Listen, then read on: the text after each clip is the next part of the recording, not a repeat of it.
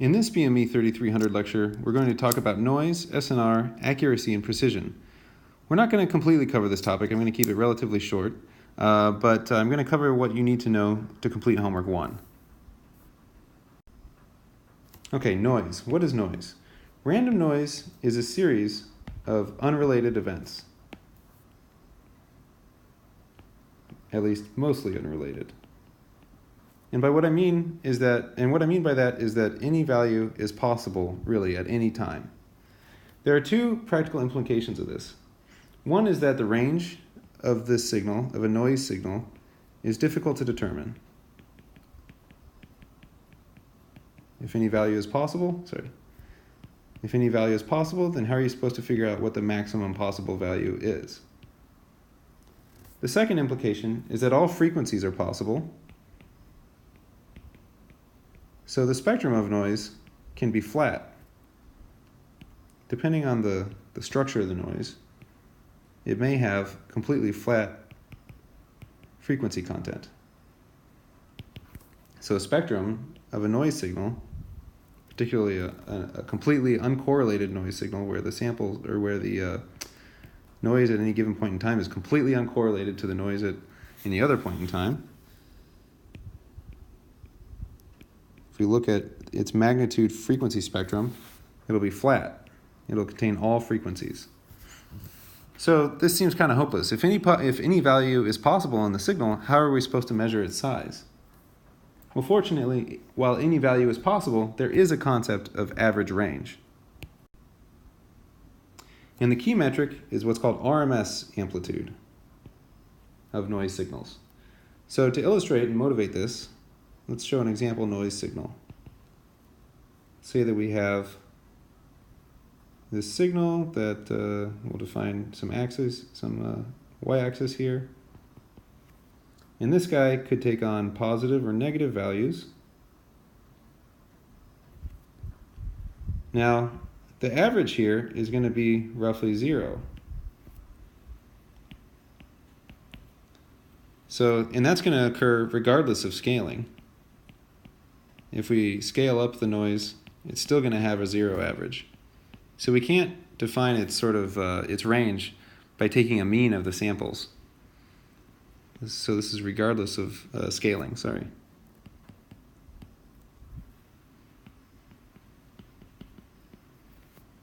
But what if we take the magnitude of the signal? What if we take all the negative values and flip them to be positive?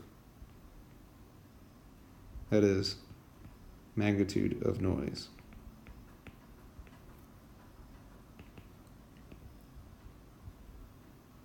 And again, this is time.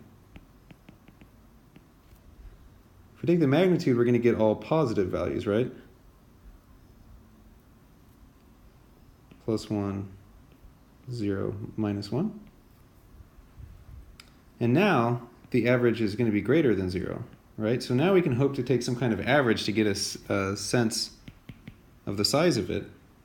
And not only is the average going to be non-zero, but it will depend on the scaling.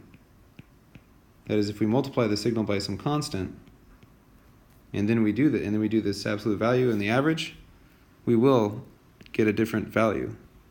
And this is how we calculate an RMS, essentially. This is why RMS works. So again, this is the idea underlying RMS, which stands for root mean square measurement.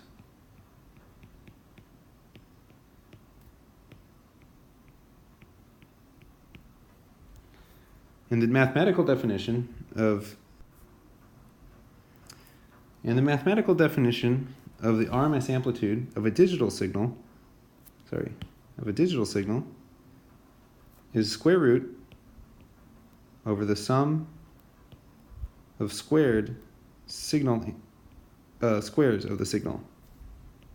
Right? So we square the signal, we sum it up over all the samples we've got, and then we divide by the number of samples that we averaged over. So you could then further define that n equals 1 to n.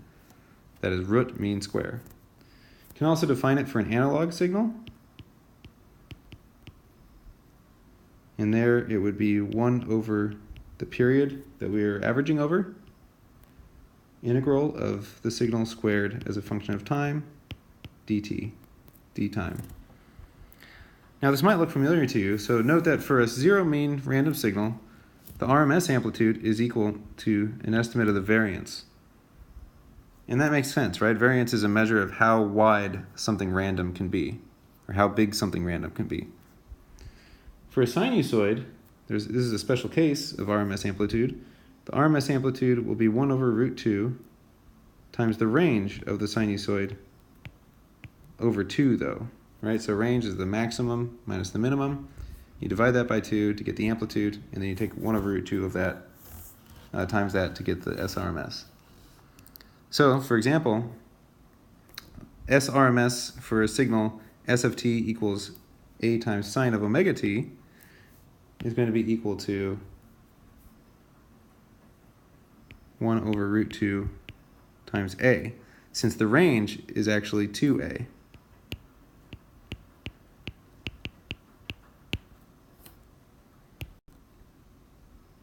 Okay, so now we've defined noise. It's time to talk about mixing that noise in with our signal. So we can we can measure how much noise there is in a given signal in terms of the signal to noise ratio. So graphically, what we usually assume is that noise adds into signal, right? So then the signal we care about might be over here.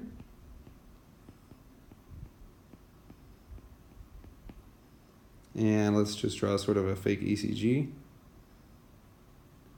That guy would then be mathematically put into this summer with the noise, right? Which could look like, just some noisy signal. And the output of that summation is the noisy signal that we actually measure.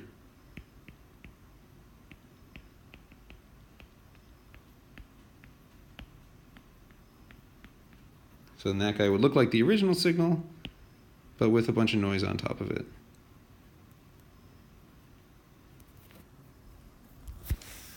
So SNR is a quality metric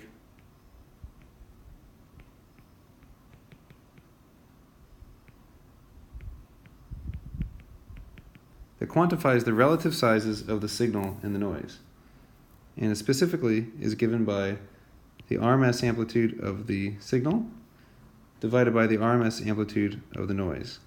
This is one of a few acceptable definitions. One thing to note is that SNR is always unitless, right? Since the noise and the signal should have the same units, the units cancel in that ratio. Practically speaking, an SNR less than 1 is really unworkable, right? The noise is actually bigger than the signal. While once the SNR gets above about 10, it becomes useful. So a question is, what is the minimum usable SNR in decibels? Well, what we would do to calculate that is take 20 times log 10 of 10, right? Log 10 of 10 is just 1, so it's equal to 20. So that is the minimum usable SNR, generally in practice is about 20 dB.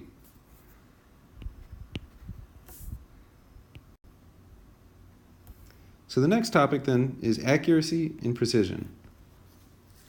These are actually two different things. Accuracy, although they often get confounded. Accuracy, an accurate measurement is one where, on average, the measurements are close to the actual value. That is, even if you have a lot of noise, if you average a ton of those measurements, you'll get something very close to the actual value.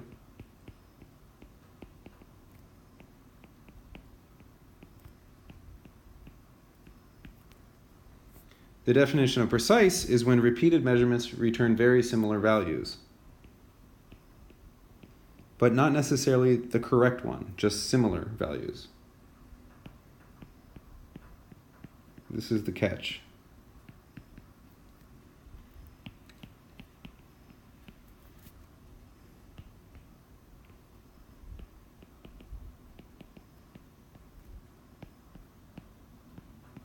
Okay, so we can illustrate these with a little bullseye. If the center is the true value that we want to hit, an accurate measurement even if we're getting measurements all over the place, is going to, on average, be the right value, right? If we were to average all these measurements here, all these stars, we would get the middle value. So this guy is accurate. That is, the mean is correct,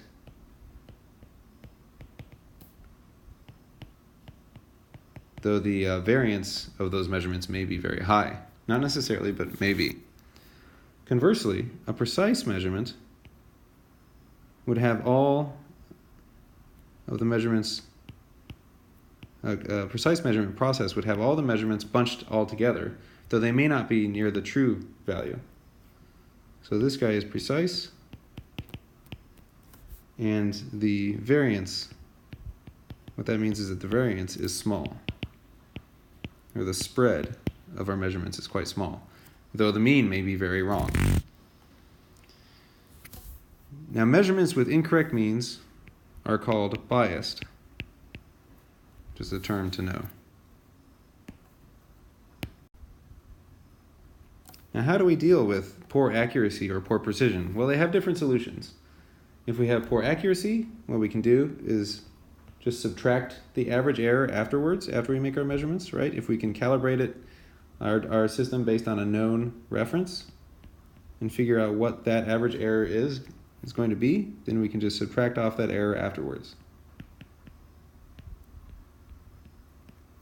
Okay, this is called post hoc calibration.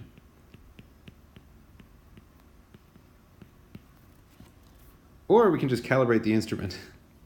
And this is usually the easier solution.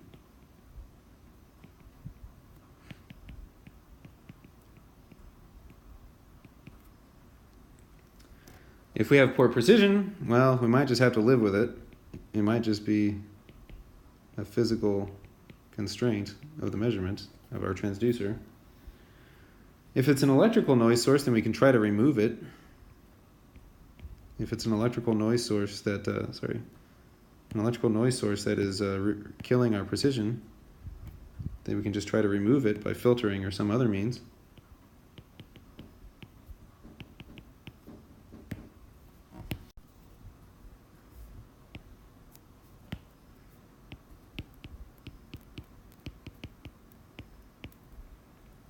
Or we can average multiple measurements to improve the precision, because the noise on average will cancel out.